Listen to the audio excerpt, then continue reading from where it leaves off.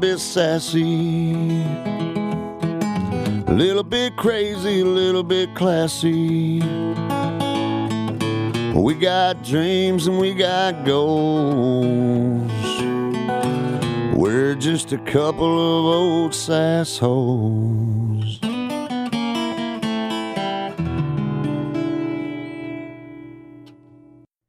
And welcome, everyone. Hi. We're back again. Hello. And we are pumped about it. Yes. This is a Couple of Sassholes podcast. I'm Brooklyn Maple. And I am Heather Terry. And we are just happy to fucking be alive today, doing what we do, what we love, with the people we love, and all that jazz. Oh, do you hear that? She loves me. I do. Mm-hmm. This is our podcast about true crime, mostly true crime, a little bit of rando stuff in there. But for the most part, we're telling you some fucked up stories about fucked up people doing fucked up things. Right? Let's put that on a fucking t-shirt. Yeah, we should. I wonder cuss a little. if I was going to say, it's like, I wonder how many times I say that. I literally cringe sometimes when I go back to the podcast because I'm like, gosh, you cuss so much. Wow. And I really just believe it's because I was raised by two people with sailor mouths. My Dirty parents. mouth, clean it up. Yes, they did not have any of that gum to clean up their dirty mouths. I can tell you that. You love you, Mom and Dad. Yes. But military people do not technically have the most eloquent way of speaking, I would say. So I blame them. Just like every child, every millennial of the 90s, it's important for us to make our parents the scapegoat of the shit that we have issues with. That's right. Not our fault. Yeah, always Nothing is ever my fault. Write that down. Write that down. Oh, I already knew that. You do. I already knew that. You do. You learned that. Let's talk about it. So we are at this is the last weekend of dry January. For Brooklyn. Yes. Yeah, Yes. She's done great though. Really great. It hasn't been bad at all. This is our third year, but we had talked about it too. At the 2 years before, like Travis is a duck hunter, and so he always goes to duck camp. He always ends up drinking whenever he drinks. So he ends up drinking by like the 23rd. And this year he didn't, and obviously I didn't either. But I feel like that has made dry January always kind of like not really a dry January because we ended up having a drink 25 days in. But this year, I don't know, it just felt different. Didn't care. I didn't care for the alcohol loss. I don't want to smoke cigarettes, and pretty much drinks with me include cigarettes. And it's been a good, clean month. Good for you. I'm proud of it. You should be. I am. I did damp. I mean, you drank what, once? Did you end up drinking Twice. last night? I did. Yeah. Mm-hmm. What did you end up drinking? Fucking water. Oh, okay. Mm-hmm. And I had the normal amount. I was fine. I could drive home. Not like real talk. How many drinks did you have? Okay. Well, no, I'm gonna cut out the part that I said I could have drove home. I mean, you're saying that you weren't drunk, not that you would have gotten drunk. Yeah, or that you were over the legal limit, and that you.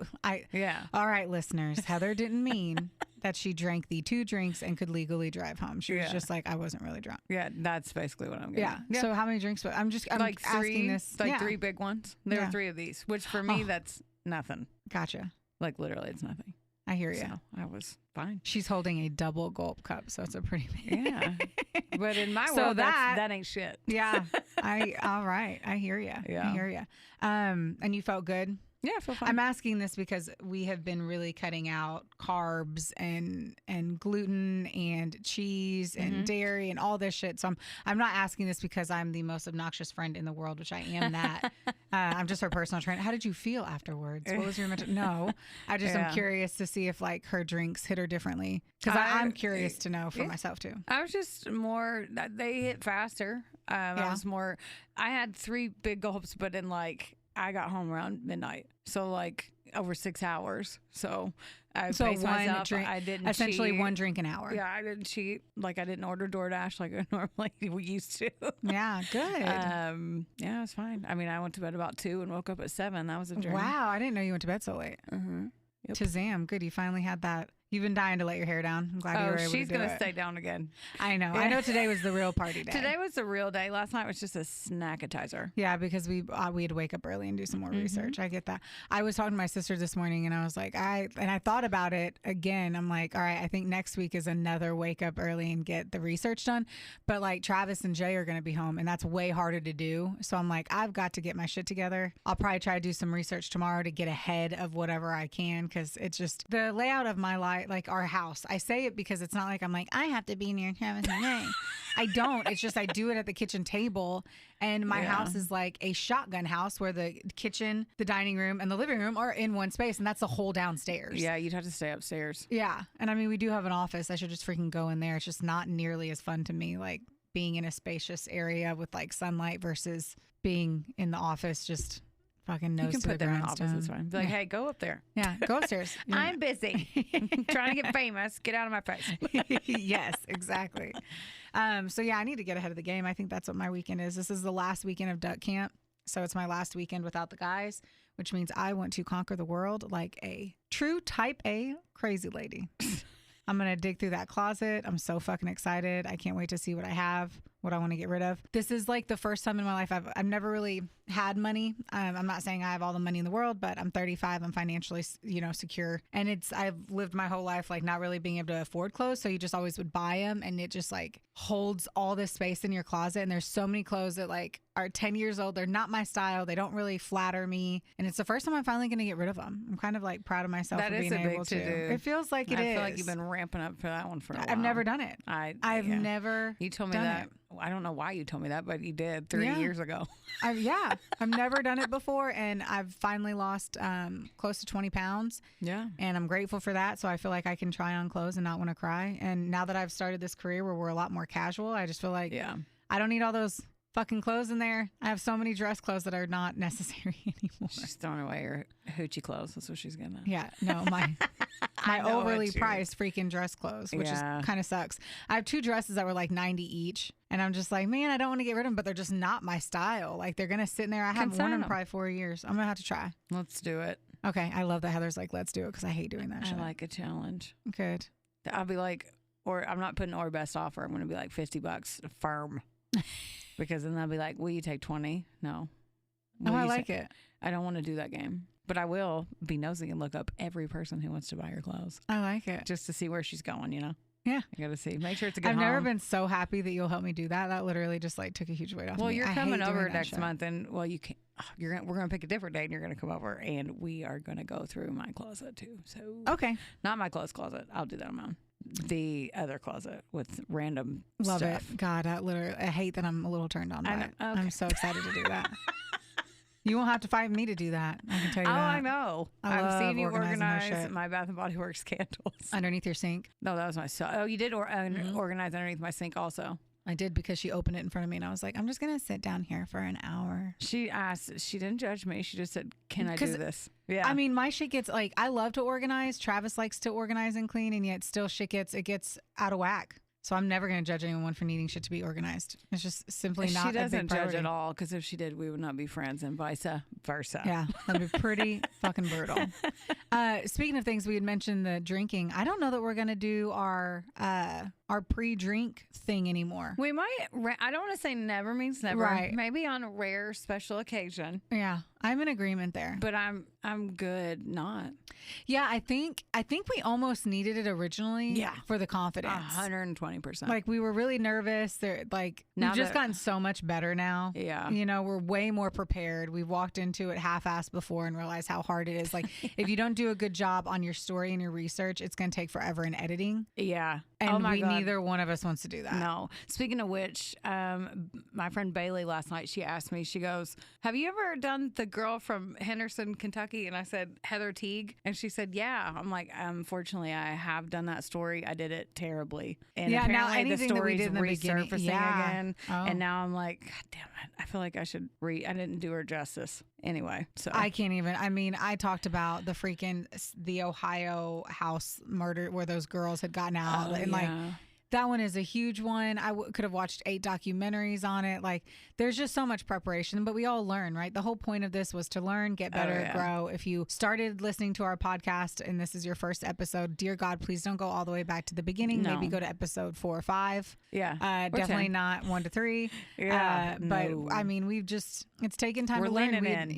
We had no one with us to help. Like it was just JT a lot of work. pushed us in the right direction. Thanks for that. He definitely was like, gave us some mic and said, use this software and then you can watch this YouTube link and we're off. Now we're certified by the True Crime Club. That was hard. That was hard. True Crime Club on Facebook recommended us, which is a big to-do. Yes, and someone also said we were awful. No, they said that we were like Irish cats. Irish cats. And Irish cats means that you're awful. Heather was like, I think it's funny. I was like, well, I've been crying for 45 minutes, but thank you. Because I just don't think we're awful. I don't. People are going to be haters. They're going to hate. Yeah. As Taylor Swift said. Taylor Swift 2007. Yeah. Haters going to hate. You're right. You're totally right. They're going to, and that means that people are paying attention. So, It is what it is. It is. It is what it is. Are you ready to dive in? I think I am. You think so? I do. Ready to go? What do you usually say? Say it. Let's rock and roll. That's what she says. I've been going into her office now and I go, let's go. Oh, yeah. Now you. It's go time. Yeah. It's go time. We just chest bump and run out. Yeah. That's what every happens. day. Like, let's go make some sales. And she's like, all right, let's go. Crush a Budweiser on our forehead and Go our after freshly it. Botoxed foreheads. Yeah. By the way. X-Men. Zemian. Zemian. Xylophone. Hold on, really though. No, really. Xemian. Zemian.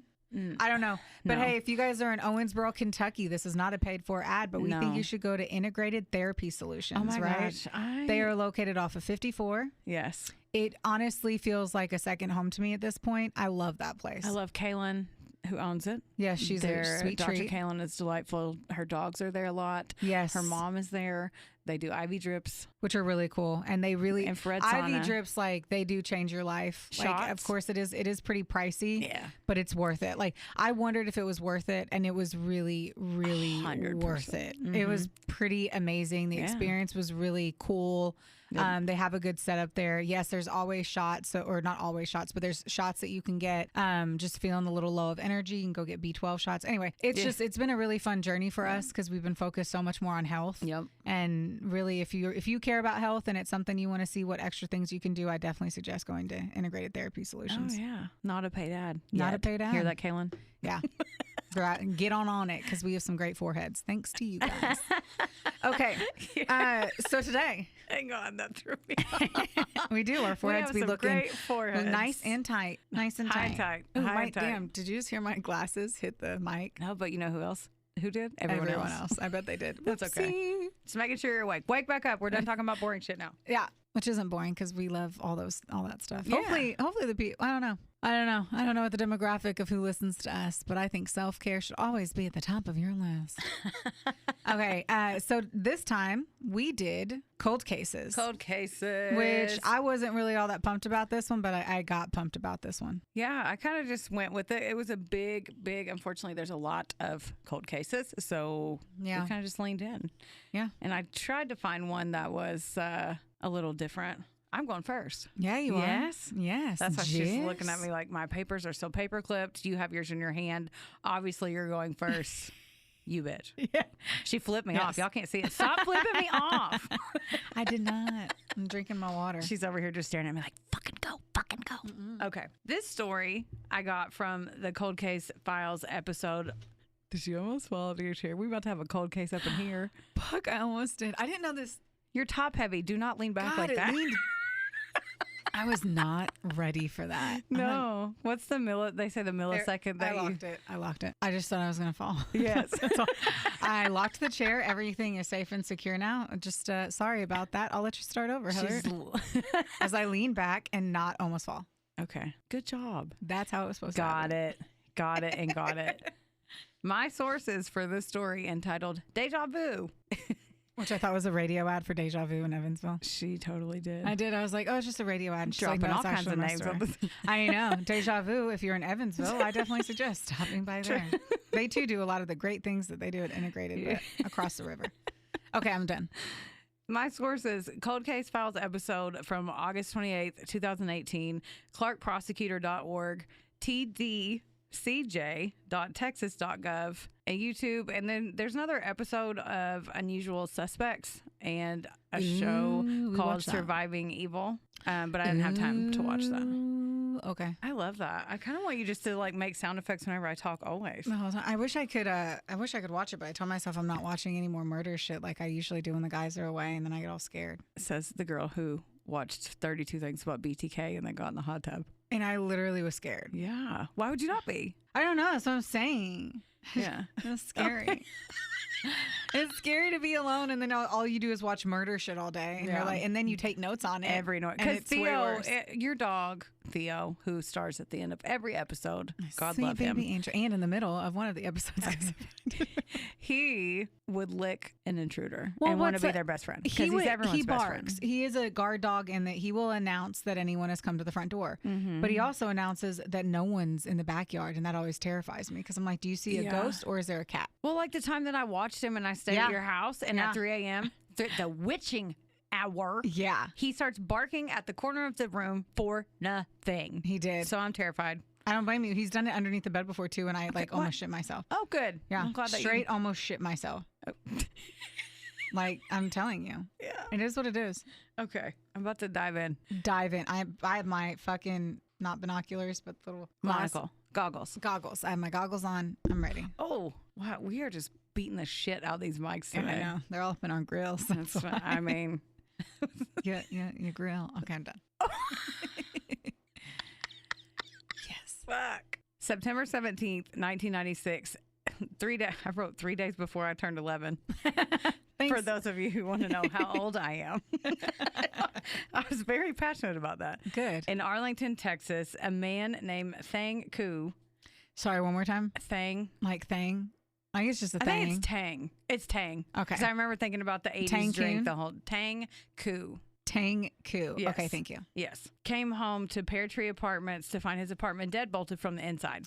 Ooh, that's fucked up. Yeah. His girlfriend, Christine Vu, was in the apartment that they lived together, and she didn't answer the door, which he didn't think that was a big deal. So Tang went to smoke a cigarette at his car and waited. He was like, well, she's probably just in the bathroom or something.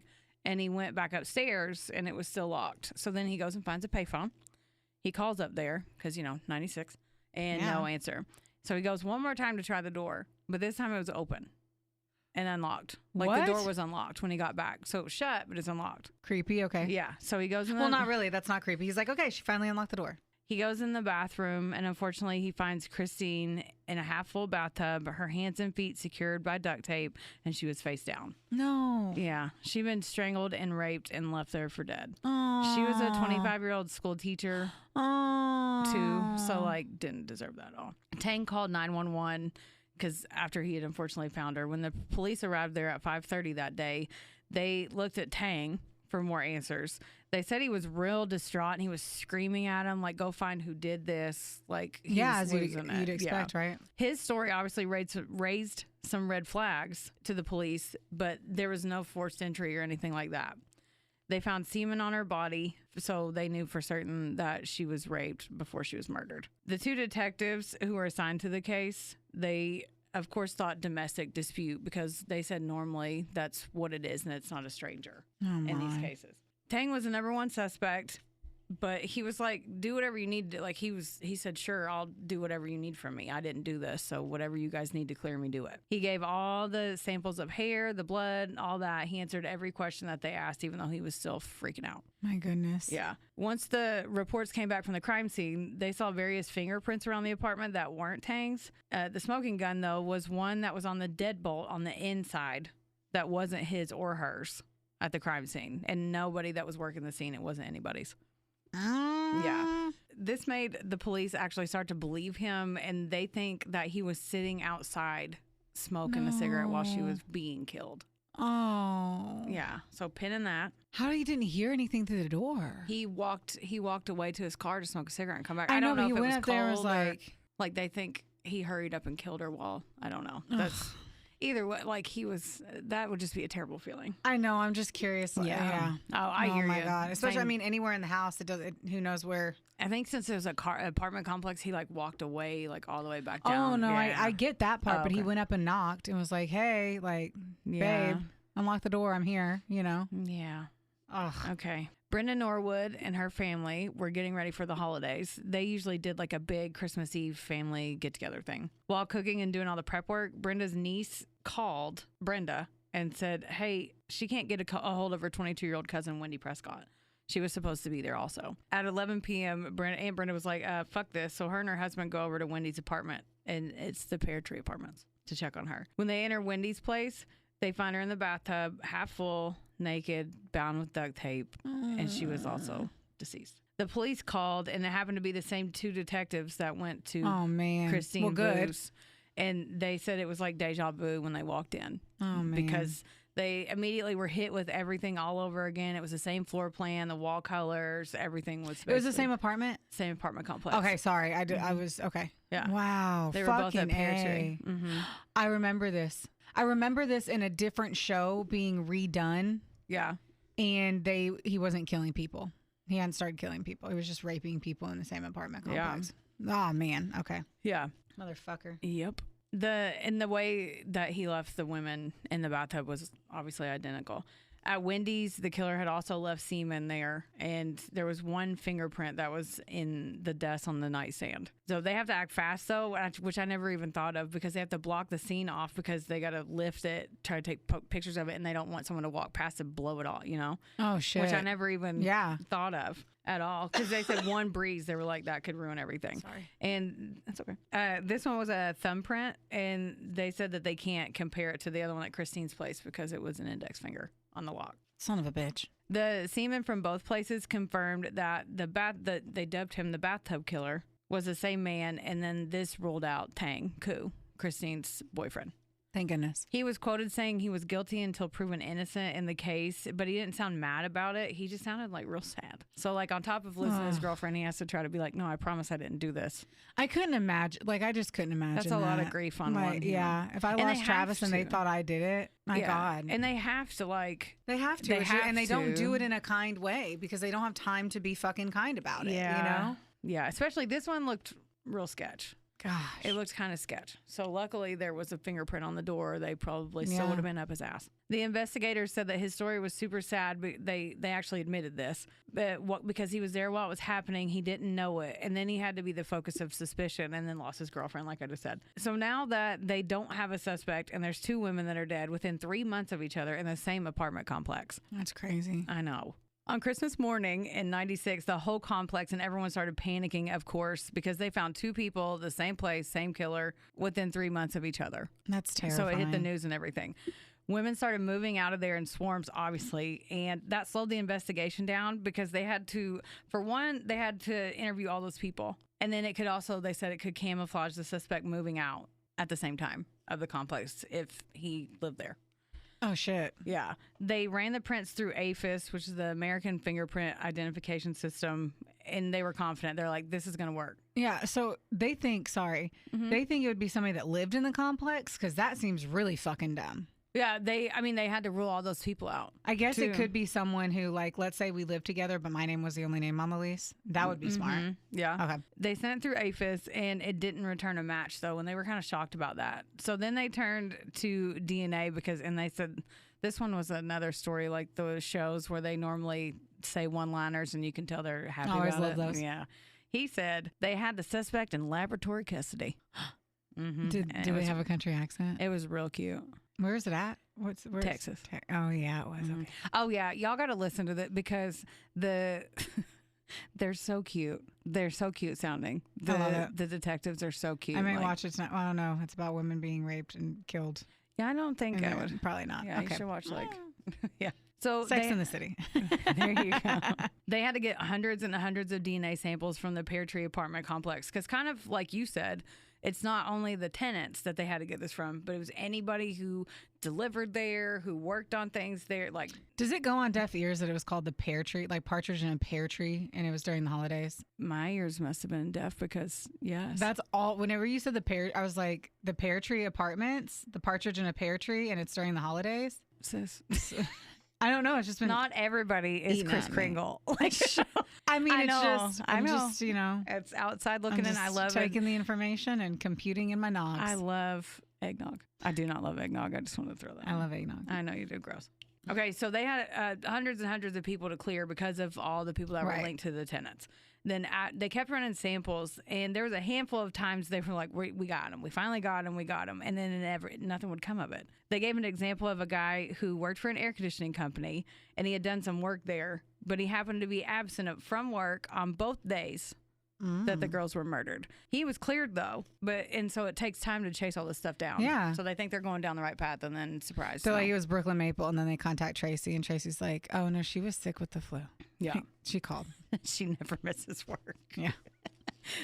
And then, another instance was one guy lived across the hall from both murder victims, but he was cleared by DNA. One guy, it kept happening like that. So they would think they were so many close. people it could be. One guy changed all the locks right before Christine was killed in the whole apartment complex. So they kept going down dead ends, so that had to be frustrating. And I know all this probably sounds quick, but it took 18 months to clear 102 suspects. I'm not shocked at all. Yeah, but on TV, you think about it. I do anyway. Like when I watch TV shows, I'm like, well, that's, you always hear they got arrested in 2004, and then they go to trial in 2008. Yeah. And so, shit takes time. It sure does. Another 200 men were cleared with a solid alibi or fingerprints, and the case goes cold again, and the bathtub killer just stops. They couldn't believe that he did this twice in 3 months, though, and just quits. That's probably far-fetched. February 23rd, 1999, at the University of Texas, a call came in for a rape at Alpha Kappa Alpha sorority house. Shima Benson was a 22-year-old senior there. She woke up. This would be so scared. She woke up to a man in her room who held a gun to her head. He said, "Do what I say and I won't kill you." And then he raped her. At some point, Shima, who I think is a badass, decided, "Fuck you," and bit him in the dick. Hard. How'd she, I didn't get into logistics, but she bit his dick, and you good can for bite her. it off, can't you? I think you can. She bit it. Not off, but I would assume. Fucking close. I mean, I'd I'd try. Same. Yeah. He was so pissed about that. Obviously, he got real pissed, and he beat her so bad that her eyes swelled shut. She had tons of cuts, bruises. She was bleeding everywhere. He just left her there to die, and he ran out. They were able to get a rape kit from Shima, though, and she gave him a description of who this was. Oh, fuck. When the story aired on the news, they got a call from Wendy Prescott's best friend, who was also the last one to see her alive. Oh. She said, "That should have been me. That should have been me that was raped." She said that was the same guy that killed Wendy. She linked the two together. Apparently, her ex-boyfriend had been stalking her, this best friend of Wendy. She just moved out of that sorority house, even had the same room. Because he found out where she stayed. So he went there thinking she was going to be there, and she wasn't. So Shima was just wrong place, wrong time. Oh. They compared the two DNA samples to get a match. They tracked down the ex-boyfriend that she had talked about. It wasn't his DNA. I figured it wasn't. Yeah, right? The whole time I was like, oh, they got him. Yeah, this so was what a fucking coincidence. Yeah. The coincidences is unlike anything I've ever heard before. Yeah, unlike anything I've fucking heard before. They still were in it. Yeah, this had to be fucking wild to watch. Yeah. Okay, what is it on? I'm gonna have to watch that tonight. I have to now. I threw the paper down. It's over there. Rewind. Cold Case Files. Cold Case Files. It's from August 25th, 2018. Deja Vu. Mm-hmm. Got it. All right. And you got to hear how cute their voices are. I'm on it. Okay, so miraculously, this still linked the two together, even though it wasn't the same person. So because it allowed them to exclude 2/3 of their list of suspects that they had already because of the physical description that Shima gave them. Oh, thank goodness. Yeah. Shima's rapist was an African-American male, but his major identifier was that he had an injury on his ween still because of her. And they said it won't heal very quickly. So the detectives. That's where my brain was going. Oh, my God. So they'd have to be like, let me see your dick. Yeah. So these detectives have been chasing this guy for 3 years now. 3 years. Yeah, and they have to wonder about their pains every time they walk in, like you just said. Yes. I don't know how I would cope if they were like, Brooklyn, I think you're a serial rapist. Show me your vagina. You'd say, just Google it. That's hurtful. I'm just kidding. I'd be like, this is uncomfortable. Yeah. That would be so uncomfortable to just be like a random person that would. Like, it wasn't me. I'm sorry that I look like fucking Juanita, the female rapist or whatever. But I didn't do it, and now I had to show you my private parts. So unfair. Juanita the... I'm just saying. That one got me a little bit. I can tell. Okay, I got to go back in. Focused. Yes. So this caused them, though, to start going back and looking at some other rape cases because they never thought that he would let them live if he went all the way there. They didn't think to do those. So when they put out an APB for this guy, they included his battle scar. That's what they said. In a nearby town, they linked another rape by DNA to this guy. So now 4 confirmed, 2 lived, and 2 unfortunately did not. The summer of 1999, they ran out of leads again, and then so they go back to the apartments. DNA was coming, like, and science was advancing this whole time, of course, and like they always do on this fucking show. Yeah. They always are like, and then DNA advanced, and they realized they couldn't just splooge and bleed all over the place. Right. Like everywhere. Like a super I will 8. just literally nut all over this. And I'm going to assume no one's going to know it was me. Fuck. Let me just spit too. Okay. I was not expecting you to say you're not over here shooting splooging all over the place. With a broken dick. Oh my God. I'm just saying. Okay. The FBI developed way better software for APHIS, so now they were able to compare the prints 360 degrees, and they couldn't do that before, apparently. They tried this for the first time, and this was 3.5 years later. 2 weeks later, after they submit it, they get the name Dale Devon Sheanette back from the FBI, and they were able to link him to both murder scenes. The name sounded familiar because they found his name in the case file on their list. He was number 17, but nothing stuck out to him. He had wow. Yeah, he was on their list, but they just were like, nah, it wasn't you. Wow. Because they couldn't link him that way. And yeah. Dale lived there, and he had no prior record before the murders. He was arrested for burglary, and that's why his prints were entered, but this was after. So they didn't have him at the time of the murder. They find him, and they bring him in, and of course he's like, yeah, I don't know how that happened or how my fingerprints got there. And the cops were like, hey, show me your dick and give us your DNA. That's not what they said in the show, but that's basically what they said in a polite way. I like it. But I like that way more. Show me that dick. Show me that dick right here. I bet right it was now. fucking small too, and I'm glad he had a deformity after the fact. How does he explain that to any woman that he made love to? That did it consensually? Doesn't sound like he had consensual. But I'm sure he did over 3 years. I'm sure he had a girlfriend at some point and had sex, and she was like, "So this crazy bitch bit my dick," and it's like you raped. There's no way in hell that I would look at a dick that had been bitten like that and didn't think that he forced. It's not like he got something. Lawnmower accident or something. It would be teeth marks. It's so obvious. Yeah. Man. Mm-hmm. All right. He obviously said no when they were like, show me your dick and give me your DNA. He's like, no. They came back with a court order, and then lo and behold, he had the deformed dick, and his DNA did match. Dale Devon Sheanette was arrested, and by this time, he had been linked by DNA to 5 rapes and 2 murders. Fuck him. January 8th, 2003, Sheanette was found guilty of capital murder, and they charged him for both murders, but they just did a blanket conviction. They didn't want both families to go. Like, they went with the one they had the best evidence on. Gotcha. This sentence got him the maximum penalty in Texas, which was lethal injection. Oh, shit. They don't fuck around. February 10th, 2009, they convicted the deformed dick Dale. Not to glorify him because fuck him, but I know you're curious, so I went ahead and looked that up too. His last words were, "My only statement is that no cases ever tried have been error-free. Those are my words. No cases are error-free." He didn't acknowledge the 6 witnesses who attended on behalf of the victims either. Oh, my God. Yeah. His last meal was, because I always like to look at that, 2 spicy fried leg quarters, French fries, and ketchup, and 2 spicy fried pork chops. He had no fucking taste. I hope he has eternal heartburn, is what I I hope his asshole is spicy.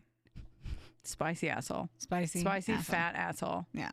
All 5 surviving rape victims were in the courtroom during the trial, and Shima Benson was talking about how hard it was not to strangle him, like even after all that time. She said she thinks he deserved that sentence, but part of her, quote, wanted him in general population being raped like by the other convicts. Oh, yeah. Oh, yeah. Oh, yeah. Now, Shima Benson goes by Shima Simone. She's a freelance journalist, and she was also a TV personality, and she appeared on a season of Big Brother. She worked on several huge media companies and networks, so she's doing okay. Yeah, it sounds like she's doing just fine. Yeah, and that is the deja vu cold case of the piece of shit Dale Devon Sheanette. Fuck him. And how long was he in jail before he ended up dying? Do you know? They found him guilty on 2003 in January, and then he was executed in February 2009.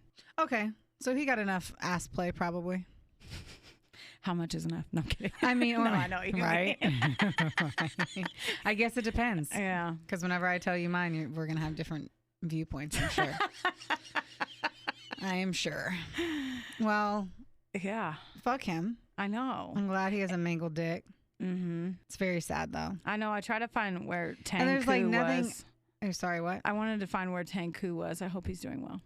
I'm just curious, like, why, like, any reason why he decided to be that way? They didn't dive into, I would have dove in with them if they I know. I wish it would, like, and sometimes they don't. Yeah, sometimes they were just really like, don't. he's a piece of shit. We found him. He's dead now. But yeah, I need everybody to go listen to I'm very hung up on that. Listen to the what? Investigators. Oh, okay. I was like, what? They sound so cute. Okay. Well, we'll have to do that. Yeah. Are you ready? All right, let's go. I want to tell you about a cold case. Let's go. Isn't that what you said? Yeah. Okay. And I did not name it anything because it's just too sad. It's just not it. Okay. Sometimes I can do it. I can make a joke. Sometimes I can't. They just don't. I just can't. So I got mine from grunge.com, ksl.com. Jack Rosewood, the true crime author, he did a fucking awesome article on this, and I kind of give him a shout out in there too. He was really great. I'm going to talk to you about Anna Palmer. Let's do this. Let's do it.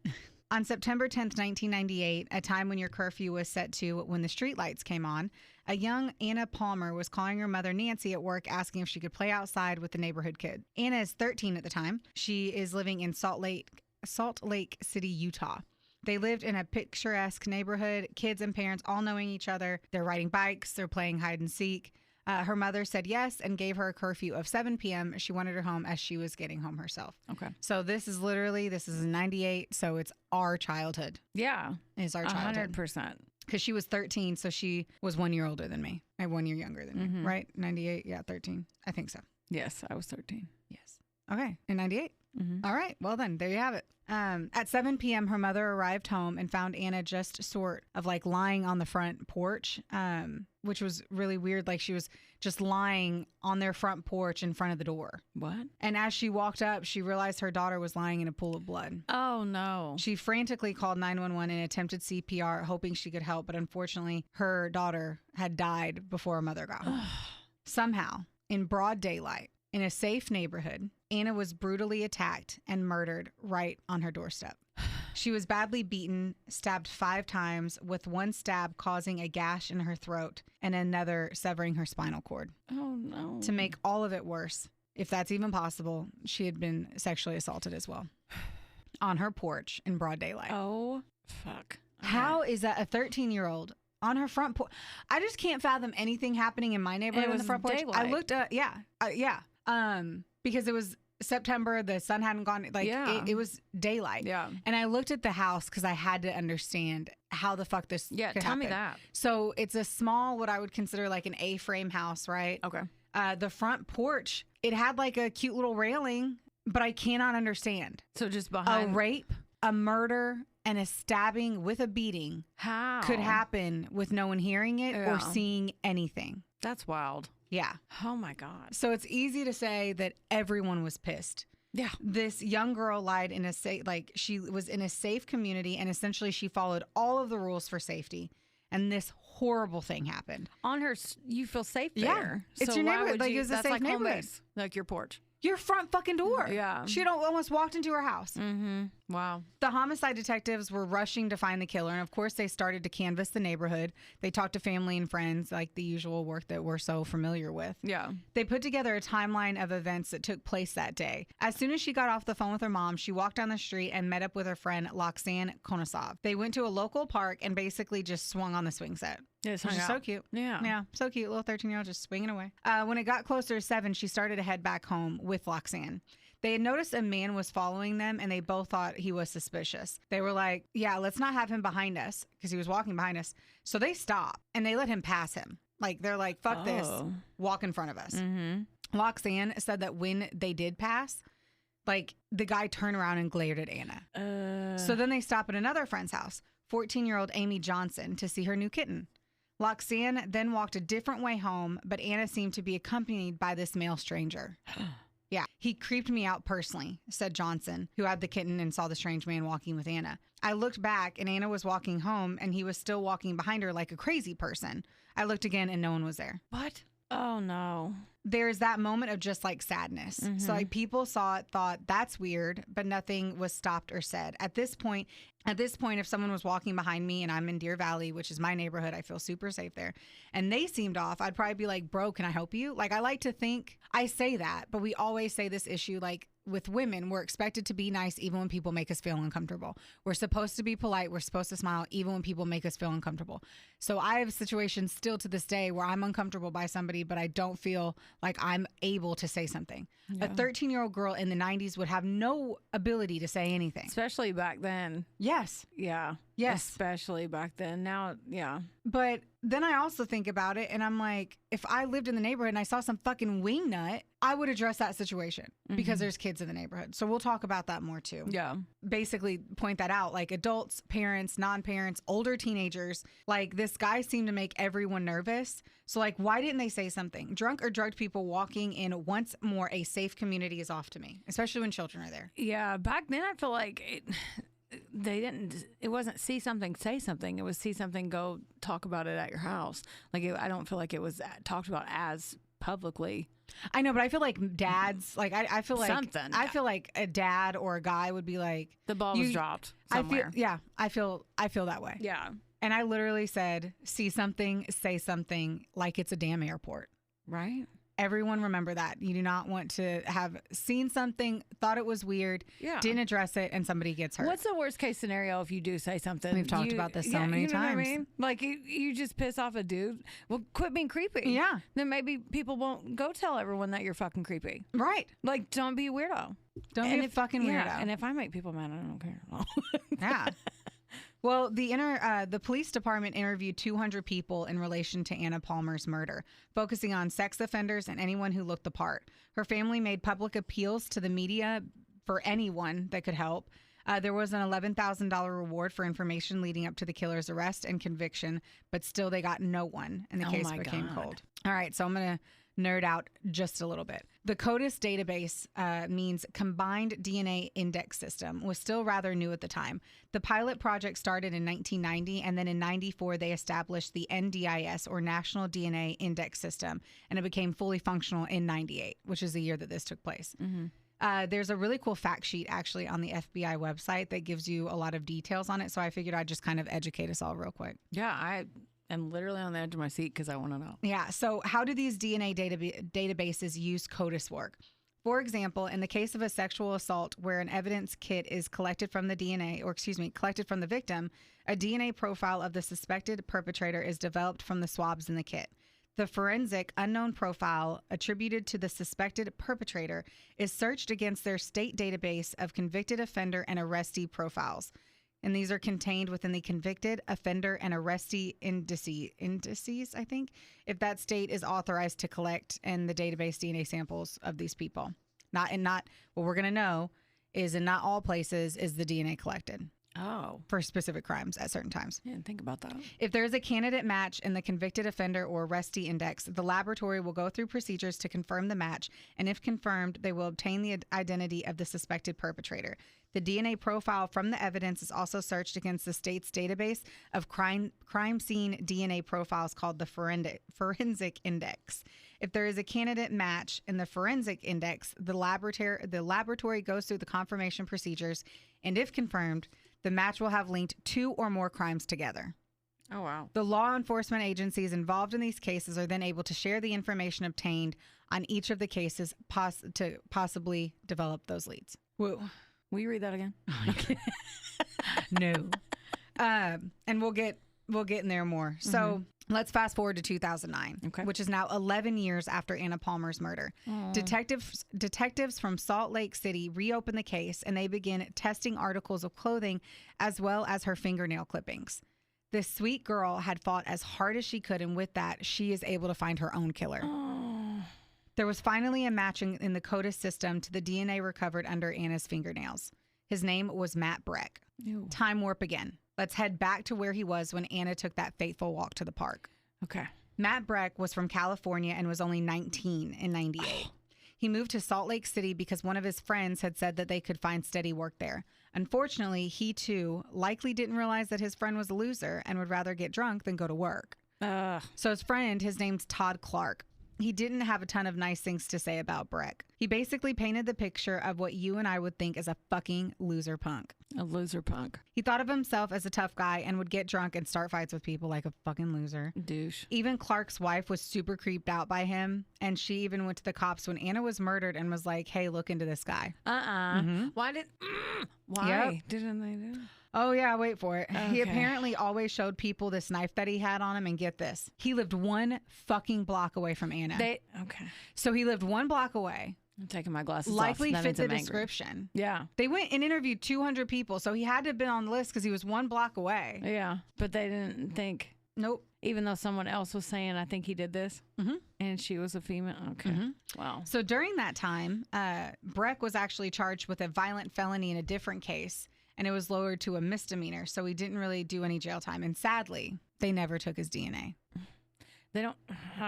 They didn't always take DNA, right? Like, yeah. Now, like, what I got arrested for a DUI when I was 19 and they did my fingerprints. I don't know that they did my DNA. I don't remember that. I was drunk. But you know what I mean? Like, yeah. I don't know that a DUI is the reason you'd get a cheek swab. I don't know. Yeah. So anyway, but once more, Ancestry.com, it's already in there now. He was definitely a story of a guy who went to jail and then totally lost his mind and became a maniac. So shit goes fucking ape shit after this. So he leaves Utah and takes his trash ass to Idaho. A year later in 99, he's already convicted of a burglary charge and serves 2 years for the crime. Literally right after this motherfucker gets out of jail, he is picked up on a child molestation charge and finally gets a long sentence. During that time, his DNA finally goes into fucking CODIS. After that. Yep.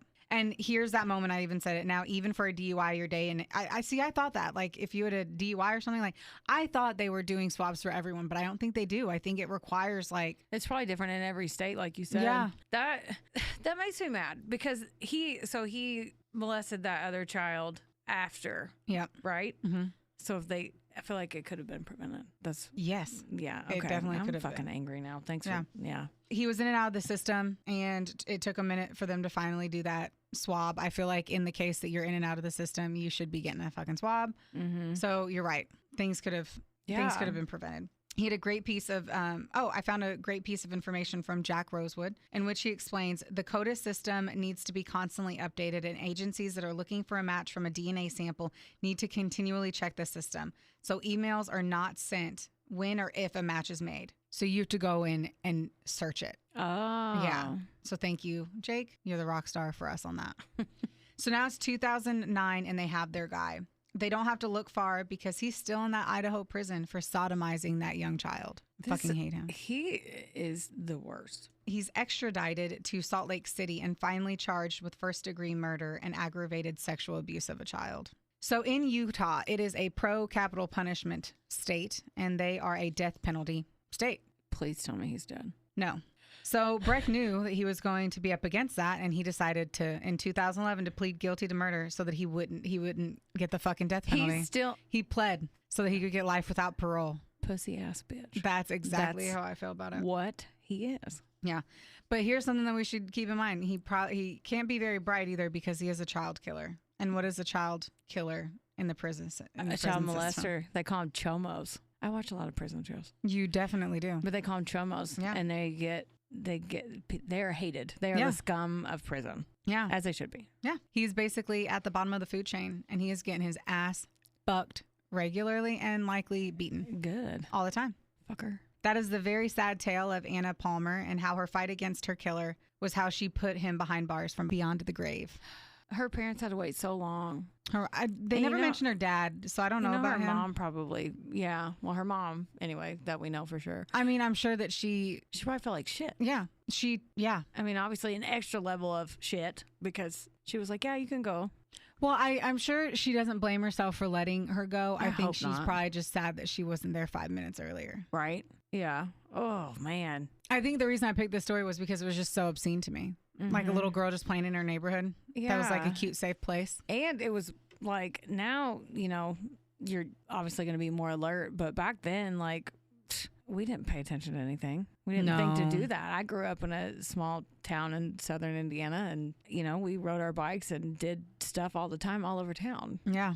We would ride our bikes so far and we didn't have phones. No, we would have to go on the IGA. This is so Midwest. We had to go on the IGA and use the phone after we got tater wedges and call my parents to check in to let them know we were safe. Yeah.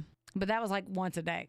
Like we would go. Yeah, it's just so sad. You know, that poor girl. I just can't believe no one heard anything too. That poor. I just can't fathom any of it. And not not hearing anything. Yeah. I just don't get that part either. And how he could just rape someone in broad daylight on their doorstep. Psycho. Like that requires like clothing removal and stuff. Yeah. We're just like this guy who just lives there still and duct tapes girls and rapes them and puts them in bathtubs. Like, wild. Everyone sucks. Everyone I'm glad though that at least technology is getting better. Yes. And they're able to. They always say that on Cold Case. And you can see when it's like an older episode, because then they'll be like, then the internet became available. And then they're like, they explain all the DNA stuff, which we're so spoiled now that we're used to it being out for years. So we don't think about how they had to transition into that. It's amazing that people can still get away with murder as it is. Mm-hmm. It's amazing how many spouses kill people and act like they're going to get away with it. Mm-hmm. They're like, what's interesting about taking the time to look into a cold case is that these crimes are committed and there's essentially nothing that's going to tie them or prove them to it if it's a random act of violence. Mm-hmm. And then we watch all of these other ones where like people kill people close to them and try to do these crazy fucking steps around it. Like it's going to change. Like, how did you think that wasn't going to come back to you? Hashtag Scott Peterson. That's just my personal opinion. That's who I was thinking about. He was one of the ones I was thinking about. Some people think he didn't do it. And I'm sorry, I do 100%. Oh, there's no part of me that thinks he didn't do it. I don't care if he was hot or not. Yeah, there's that other hot dad that like killed all his kids and his wife. We've seen him. All American. It's called All American something on Netflix. All American Dad or something like All American, something like that. Anyway, but I think about him. Mm-hmm. Yeah. Where he just kills his entire family and he's like, oh, my wife took him away. Like, how long do you think you're going to make that work? Yeah. Fuck bags. And then you have some dumb ones that Google how to murder my wife on their home computer. Anyway. Or like that dad who left his kid in the car and the kid died on a hot summer day and he had Googled like days before it, how long does it take for your kid to die? I never heard of that. Oh, it was only a few years ago. Ooh. Yeah. And because he was seen going out to his car to like do something and his kid was still in the back seat dead. And he never he acted like he never looked back there. And you can see him like look and they're like, well, and I remember the news. This is giving me chills. Like came in and they took the same vehicle and they turned around to look and they're like, I can't see the back seat. It was one of those pieces of like, wow. That if you went like that and looked over from where the top of the chair is, you couldn't see that the car seat was right behind you. Mm-hmm. But that's the other thing too, is you're not supposed to put your kid in the car seat behind you. Because like people do it so they can see directly behind them in the rear view mirror, but it also means that you don't see them when you look behind you. Look at you. I don't know. That's I don't have a kid. Chat, but that would be my biggest, because that makes sense. That would be my biggest fear. Would be leaving a child in a hot car. You don't like leaving anything in your car. No, let alone a child. Except for I leave a lot of stuff in your car. Yes, you do, including trash. Oh, well, it's like what? Including trash. You leave trash in my car. Well, I just want to make sure you're always thinking of me. Yep, that's what helps me do it. I just have to make sure. Yeah, I'm glad you do. Yeah. Sad times. Yeah. Anyway, I say that, and then all the shit I've Googled on this podcast, I'm like, I'm definitely going to be they're going to go through my shit. And I'm like, just listen to the fucking podcast. We're going to get flagged somehow, some way. And I have like murder shirts and keychains. I literally have a shirt that says, "This is my alibi." You do. Yeah. For my I'm only here for my alibi. Murder-themed birthday brunch that you threw me because you were the best. I love that shirt. Yeah. That's a good shirt. That's a good shirt. Yeah. Mine was a Dahmer. Oh, I don't want to repeat what it said. It was bad. Anywho's-er. I downloaded that thing and I am just getting like, it has been vibrating on my wrist so much. It's like taking all the orders that came in last week and it's like notifying them that they're delivered. App. Yeah. Mine does it whenever I do. So Brooklyn downloaded an app before this. She uses Route. This was Shop. That will tell you where all your packages are. And I have an online shopping problem. So this kind of puts them all in one place. So now, but sometimes when you do like a grocery pickup like I do, that it'll be like, say that your stuff is en route and I'm like, it's not en route. I had to go pick it up. Yeah, I don't. So sometimes it pulls things that don't deserve to be pulled. Yeah, right now I really feel like that's I think Amazon just needs me to log in so it can read this shit and I can stop getting 800 freaking notifications. Well, it's the weekend. We're officially done. We have done our recordings and now we get to like enjoy life and relax. And I'm pumped. Quite excited. Me too. Yeah. Are you working out today? Tell us what. Well, no. Oh, that was no. The way you worded that was like, I just said, so are you going to do anal tonight? No, I'm just very adamant that I'm like, nope, Friday, Saturday off. Yeah. And then back at it tomorrow. I hear you. Mm-hmm. Since we took Friday off for our Botox, I am going to do some upper body. I'm pretty pumped about it. You got I'm going to make some white bean chicken chili tomorrow in the crock pot, hit the gym in the morning, do some editing of this podcast. Look at her. Clean and organized. My favorite Man on a things. mission. My rocks are already off. Oh my God. Well, we love you guys. Thank you so much for listening. Yeah. Let us know if there's any topic that you want us to cover. That's right. We really appreciate you coming and listening to us. We do. We're so grateful. We're very thankful. What do I always say now? Can't stop. Tell your once mom, in- tell your sister, Yeah, something like that. tell your best friend. Like Tell listen anyone. to Tell men. 10% of you are men. Yay, I can't believe I did that. see that. Mm-hmm. That makes me happy. 10%. Thanks for that. 10% of Thanks, 10 fellas. is only one. That's why we started this whole thing. Yeah, we were like, we knew guys are gonna Yeah, love dudes those. are so into this. Let's go. I hope. Hey, Oh, don't offend the ones we have listening. No, let's go. Yeah, That's what I mean. let's do it. Let's go. I know. Well, thank you guys so much. We love you. Yeah, we love you. Bye. Bye bye. Oh, I need to stop it. Yep. Bye. Theodore, can I pet that dog?